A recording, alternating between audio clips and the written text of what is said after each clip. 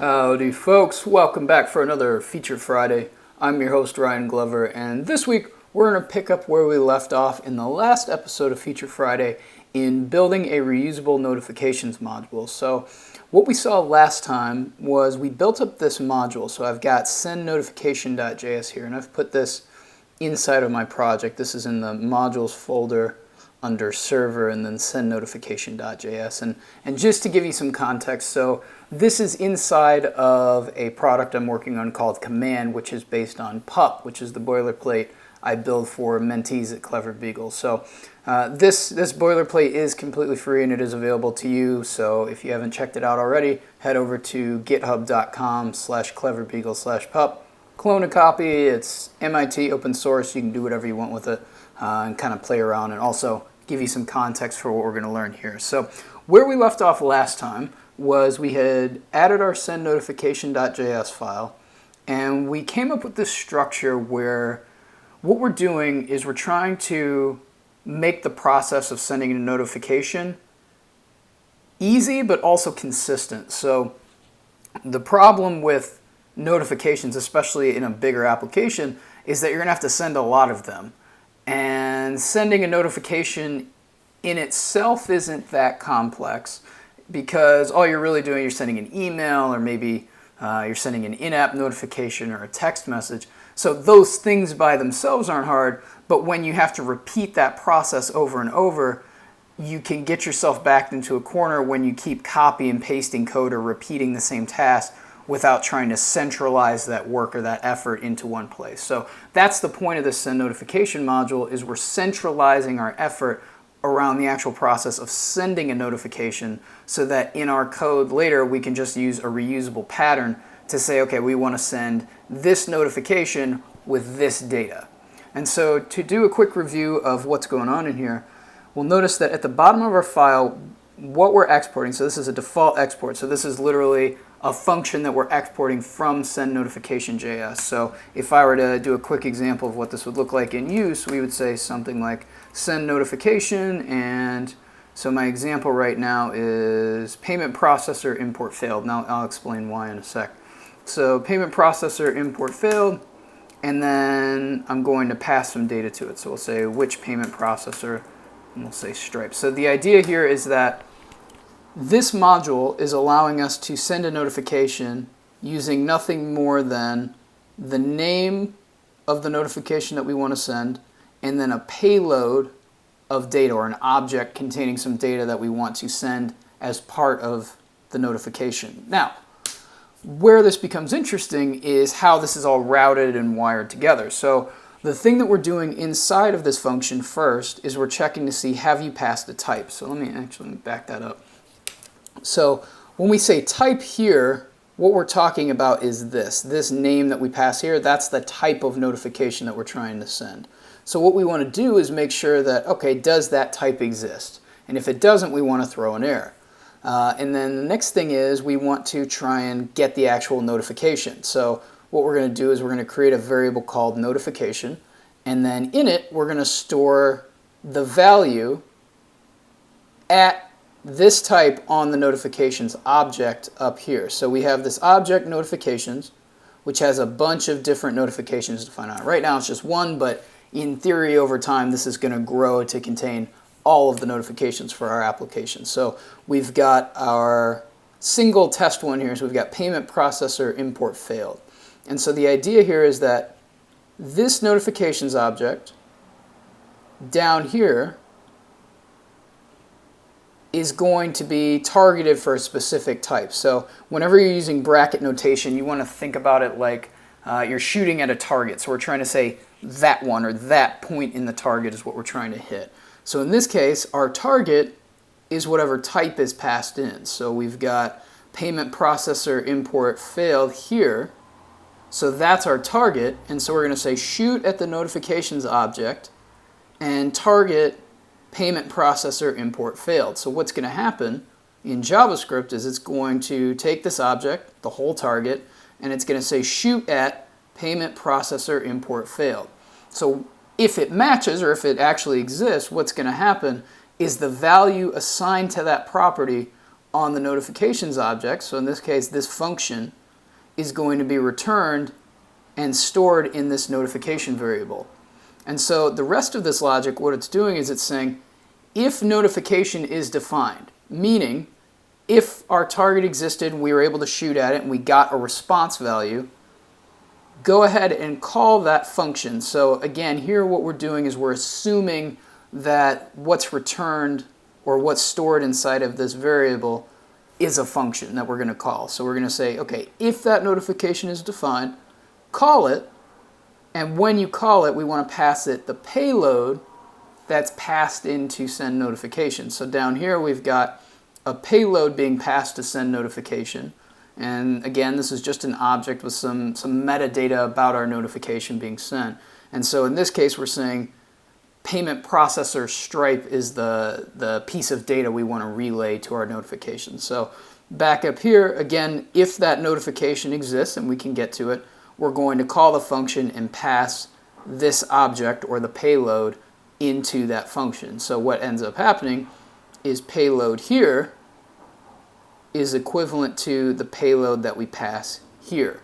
And so what that's doing is it's allowing us to very easily reuse send notification to have a number of different functions that we define that map back to or relate to a specific type of notification. So in this case, when a payment processor import fails, we want to send a notification, but how we send that notification may be different from how we send other notifications. So as a quick example, I want to say we did add comment in the last video. So when somebody adds a comment, maybe the logic of the application, again, I'm just making this up as an example, so this isn't actually how this will behave. But maybe we'll at some point add in-app notifications. So we'll say send in-app notification. Again, this doesn't exist. I'm just making this up as an example. So we're going to say send in-app notification. So maybe when we add a comment, what we're going to do instead of sending an email is we'll send an in-app notification. And so maybe in-app notification. So here you'll notice send email has email specific values, and again, send email is something that's built into PUP, so this has its own API and expects a certain set of parameters. Send in-app notification, even though it doesn't exist, would follow a similar kind of pattern here. So I don't know, maybe we'll say like a user ID to send it to, we'll say 1234, and then we'll say the message is comment was added to, and then we'll add in something like payload.comment ID. So the idea here is that this pattern, meaning the send notification module, is basically setting us up so that we can always relay notifications to our application, or our users is a better way to say it, in the same exact way or using the same exact means, but behind the scenes how we actually fire off those notifications can change on a notification to notification basis or on a type to type basis. So here we're saying in this case we want to send an email, in this case we want to send an in-app notification, and if we wanted to get really particular we could even add multiple types of notifications to the parent function that we're calling. So when a payment processor import fails, we might actually want to send an in-app notification and an email at the same exact time. Again, depends on the use case and what you're up to, but the point being is we can do that. So let's get rid of this. We're going to take this out. And what I want to do this week, so I hinted at this at the end of the last Feature Friday. So again, if you haven't checked that out, click the link down below in the description. I've linked up to the first video kind of explaining a little more detail about how this thing is working. So what I said at the end of that last video was we should write some tests for this. And I've gone ahead and done that. So this morning I sat down to do this in real time, and I ran into some logical errors about how it worked, and then in fixing those errors I actually found a much simpler way to write tests for this. So what I want to do, make sure I didn't break anything here. Actually, let's just zip forward, send email, that looks good, that looks good. Let's get rid of that. All right, let's save that. And over here, you'll notice I've got send notification.test.js. So this is being placed right alongside the actual send notification.js module. So all I'm doing is I'm adding .test into the file name. And the reason I do that, and we'll look at this a little more in detail as we go here, but I'm running my tests using Jest. So Jest is a JavaScript testing framework from Facebook. It's really good, it's nice, it's simple, and it's one of those tools that just works and does what it says it's supposed to do. So I really like it, especially for writing tests like these, which this specific test kind of teeters a line of unit versus integration test. In this case, because we're technically pulling together multiple units or multiple modules and parts of the application, I'm going to call it an integration test. But Jest is really good for writing those unit and integration tests. I really like it for that. So, and that's the actual explicit purpose inside of PUP. So when you download your own copy of PUP, you'll notice that some of the example tests that are in there are unit and integration tests written with Jest. And then another framework is used for end-to-end or browser tests. So what we're going to do is we're going to kind of step through this test and try and figure out what's going on here. So the first thing I want to do is just talk about the actual tests being fired themselves, and then we'll kind of fill in the blank on what this sort of stuff is up here. So the very first thing to keep in mind is that when you're writing tests, what you're doing is you're trying to prove or confirm that some behavior you expect to be taking place is actually taking place. That's the ultimate goal. And what you're doing is you're trying to automate that process. So the exact same stuff that we're doing in here, we could do this by hand. Of course, though, that's error prone. The problem with doing stuff by hand is it's easy to mess up, it's easy to forget stuff, it's easy to make mistakes in how you perform the actual test, and just all kinds of other nuances that break down the validity of how you're doing your tests. And so where things like integration tests and libraries like Jest come in is they're trying to help us to automate the process of running our tests. So quite literally, we write what is effectively a script to test our code for us. So it's going to click on things and that, well, let me take that back. So in this case, this type of test isn't going to click on anything, but it's going to call functions and it's going to pass certain types of data. And basically it's going to allow us to verify that all the different ways that we're going to use our code or our function that we're testing, all the different permutations is another word you'll hear, all of those different variations are tested automatically. So it doesn't matter what we do, once we've written these tests, every time we run our test, we're going to test that code. So if something changes in our code base that might affect how, in this case, the send notification function works or something like that, we can trust that we're not going to have to manually go back and test that again. So if something is wrong, our automated tests are going to say, hey, wait a minute, something's not right here, and then we can more easily and quickly go in and make a fix. So what's going on here is we have this concept of a suite.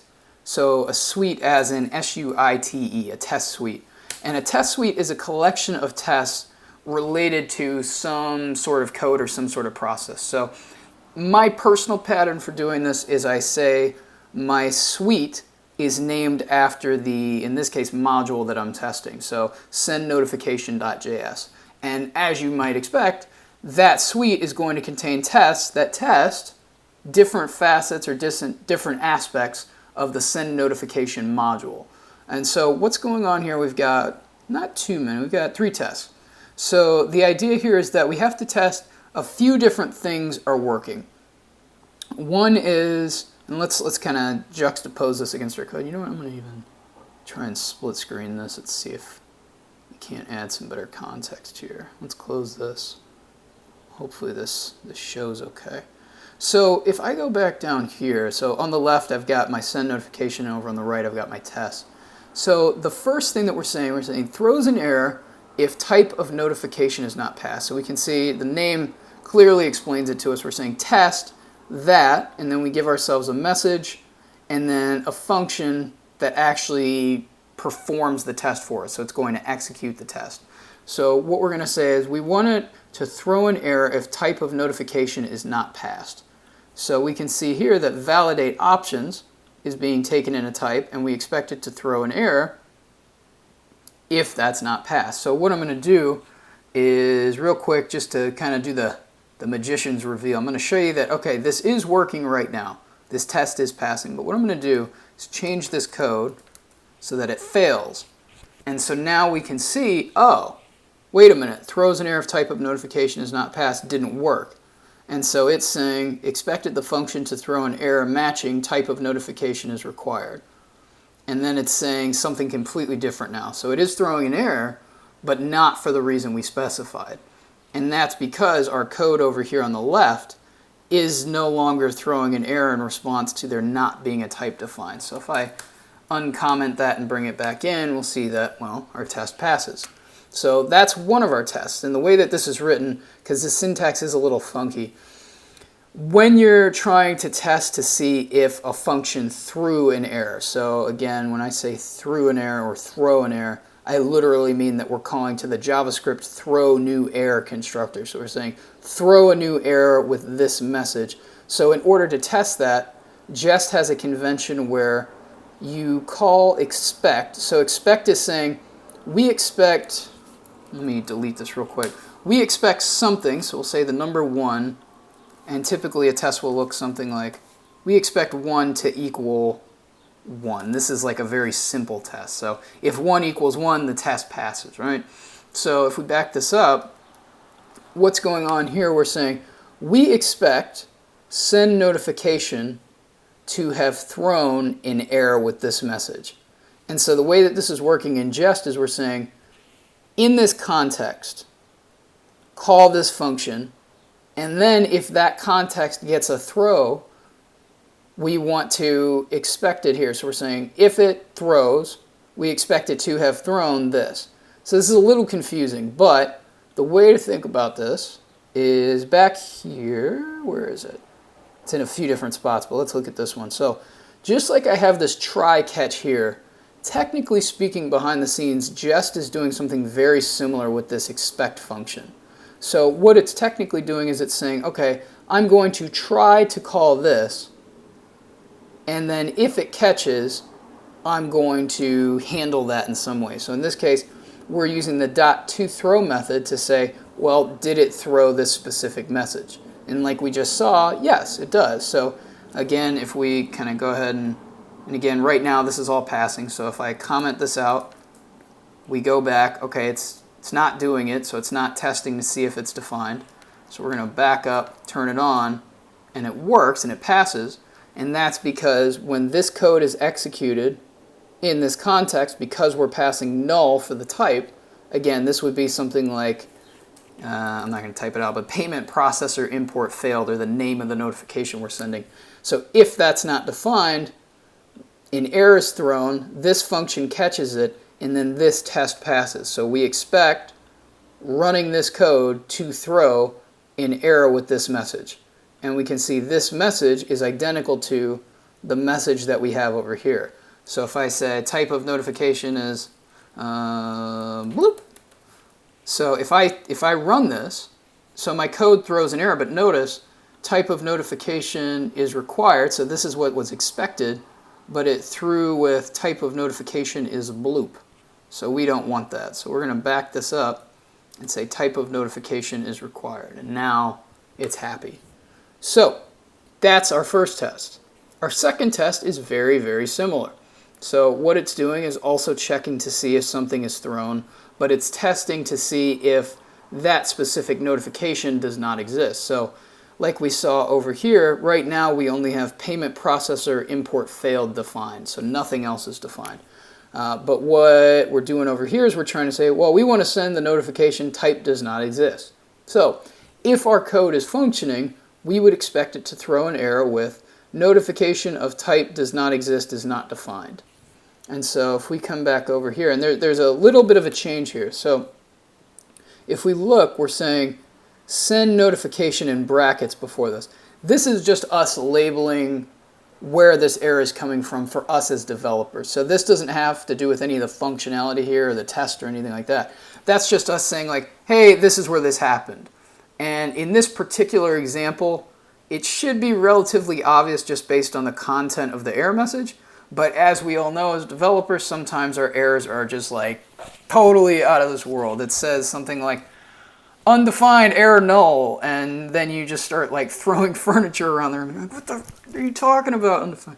And then you work yourself up. So the point of this is, in the event that an error message is a little ambiguous or doesn't make sense to us, this is at least going to give us a hint of where we need to look in our code base to fix the error. So that's all that's doing. So this test is trying to say, okay, let's send a notification with a type does not exist and expect our code to throw an error. So if we look, what this is doing is, again, remember that we're trying to do target practice. So we're saying, does this type exist on this notifications object? So we can see here the only one that's defined is payment processor import failed. So if we look back over here, type does not exist. Well, it does not exist. So what's going to happen is this is not going to pass. It's going to say notification is undefined or it's null. And so if that doesn't pass, well, what do? We say throw an error. So we say notification of type is not, type of type is not defined. So what's going to happen, given our context here, so we're inside of a try catch, we're going to throw this error message, and what's going to happen is this catch block is going to execute and it's going to throw an error for us. So it's going to relay that error message. So ultimately what happens is we throw here this message here with type actually inferred. So type would be something like type does not exist. So it's going to say notification of type does not exist is not defined. So that is going to be relayed to here as the message. So we're saying, okay, we want to concatenate or combine send notification in brackets with a space and then whatever that message is. So if we jump back over here, our tests are passing, and just to mess with this, we'll just pop a Z on the end of that. And we can see the actual output that we're expecting. So this is what our test expected, and this is what it actually threw. So if we take that Z off the end, now they're going to match, test pass. So far so good. That's 2 of our tests knocked out. Now the third, and this is what I struggled with earlier. So a few minutes back, I kind of hinted that this morning while I was working through this, I got stuck and I was trying to figure out, like, well, how am I going to write this test, or what am I testing for? And I got stuck on this part. And you can, I actually didn't update the test name, so this is perfect. So what I was doing is I was saying I expected to send email via email.send. And email.send, if we look up here, is not defined here. So email.send is technically controlled or called by the send email module. So right now I'm in the send email module, and we'll notice that the very last step of that module, so what this is doing is it's saying, give me the name of a template, some template variables, and information about who to send this email to. And what I'm going to do is I'm going to compile that template name that you give me. I'm going to inject values into the template where those variables are defined. And then I'm going to send that text in HTML that I built along with the to and the subject and the from and all of that stuff. And I'm going to relay that to email.send. So when I was starting to test this, I was like, oh, well, yeah, we want to make sure that the email sent, which is true. That's not wrong. But, and this is a philosophical point about writing your test, which is the concept of a test boundary. So if you think about like a physical boundary, like at your house, you might have a fence outside. So you have a boundary between maybe the front of your property and the sidewalk, or your property and your neighbor's property on either side of you. So that fence is a boundary.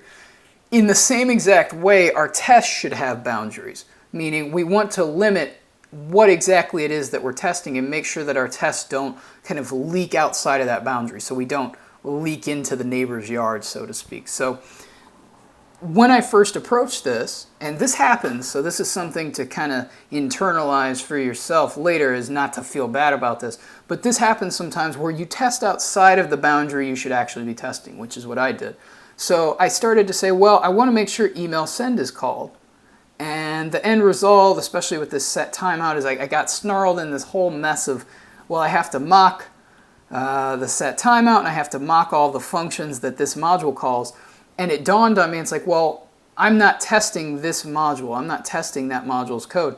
I'm testing that send notification calls to send email.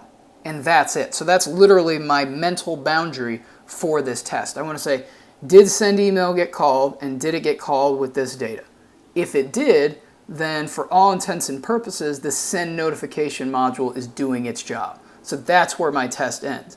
Now, if I wanted to verify that send email, this module was working, well then I would write a totally separate test suite specific to that module. So there's a boundary between what's being tested in this module and a boundary between what's being tested in this module. So that's the point here. So once I kind of realized, like, whoops, you kind of overstepped your boundaries there, what I did is I refactored this, and it ended up simplifying this quite a bit. There were like at least 5 to 10 more lines of code here trying to mock out all the dependencies of this send email module over here, which was a mess. So now that I've corrected that, test is actually quite simple. So what I did to make this work, you'll notice before we look at the actual test, I want to call attention to what we're doing up here. So notice that I'm importing send email into my test, and I'm also calling to mock it. So what this is doing is first we're giving ourselves access to send email in the scope of our test. So you'll notice down here, I call to send email directly because I'm saying I expect that function to have been called. So what's going on here, the connection between this import and that value is that we're not referencing send email by name, so I'm not passing that as a string. I'm passing the actual function. I'm saying I expect this exact function to have been called. So in order to test this, the way that jest works and the way that pretty much any testing library is going to work is when you're writing an automated test, you want to avoid calling the actual function. Sometimes you do, but a lot of the time it causes more trouble than it's worth. So what you want to do instead is call a mock. And a mock is literally a fake version of a function that you have defined in your application. So in this case, I have send email here, but on this line what I'm saying is I'm saying just go and mock this file. So literally what I'm importing here, I'm actually mocking here. And now that I'm looking at this path, I'm kind of thinking, let's see if this breaks the test. Should be able to just do that. Yeah, okay. So I would ignore that long path. That was just me kind of making a mess of things I didn't need to. So what we're saying is we want to mock. Let's pull up our file tree here. We want to mock, so I'm in send notification.test.js. We're trying to mock this send notification, or send email.js. Too many send files. So we're trying to mock send email.js in this test. And what that means is we want to take this function and we're going to replace its actual contents with a jest.function or jest.fn. Sometimes you'll hear this referred to. So what this is doing, this is quite the magical little doodle here. So what this is doing is it's saying, okay, when you call to send the email in the context of a test, so right here, we're not actually going to call send email. So we're not going to call this function over here. Instead, we're going to replace all of this with a call to jest.fn. So what happens is when this test runs, we're saying we expect the mock of send email to have been called a certain number of times and the mock of send email to have been called with a certain chunk of data. So the idea being that we don't have to worry about, which is what I ran into earlier, we don't have to worry about calling to code that has other dependencies inside of it that then that forces us to mock that code even further and just creates this huge mess. Again, the test boundary is important here. We don't care to test send email in the sense that we don't care to test its functionality. We just care that send notification over here, if we extend this out, has actually called that function and passed it some data. That's it.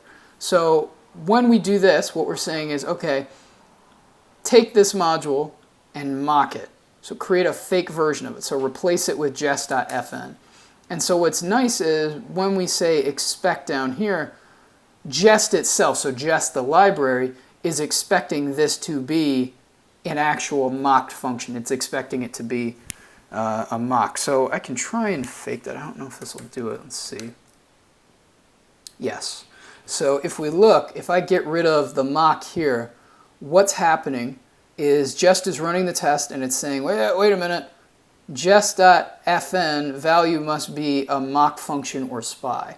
So Jest tried to call that function. We can see by trying to call the actual function, so the unmocked version of send email. So up here we've got send email, and we didn't mock it. So because we called it directly, we'll notice that we got an error. And in this particular case, the error that we're getting is the scope of execution for this send email function is different when it's being run or executed in the application versus when it's being executed by Jest. So Jest has a different context or a different directory that it's running from, and the code that's actually used in the application runs from its own directory. So this error is actually a great representation of why we would want to mock this function. So if we go back and we turn this back on, what's happening is Jest is going to say, okay, let me go ahead and create a fake version of that. So that way we can test that send email technically was called, a mocked version of it, but we don't have to worry about triggering the actual functionality. So from here, this actually gets pretty straightforward or pretty obvious. So what we're doing, again, we're trying to say, expect to send email via, let's just say send email. So we're not going to do email.send anymore. Again, creating that boundary. So we're going to say expect to send email via send email, and that means that we expect the send email module to have been called one time, and we expect it to have been called with all of this data. So if we look, that data there is going to match the structure that's over here, with one caveat, which is, you'll notice that right here I'm passing in test data. And test data is defined up here. So this is a personal pattern. There's no kind of method to the madness, really.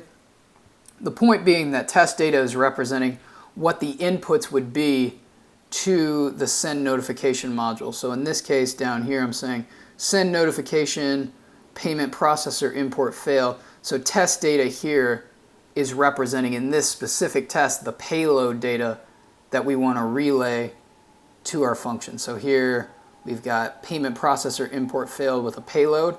So payload here is being replaced by this in the test. So this is only for this test being run.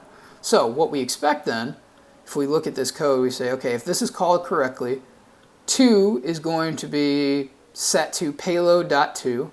And so because we're passing in test data, payload.to is going to be test@test.com.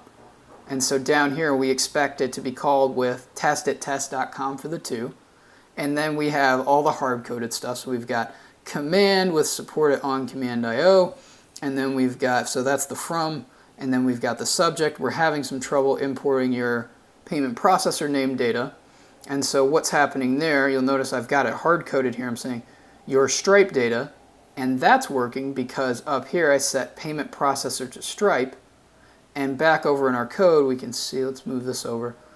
We've got, when the payload comes in, the first thing we do is we get the payment processor name.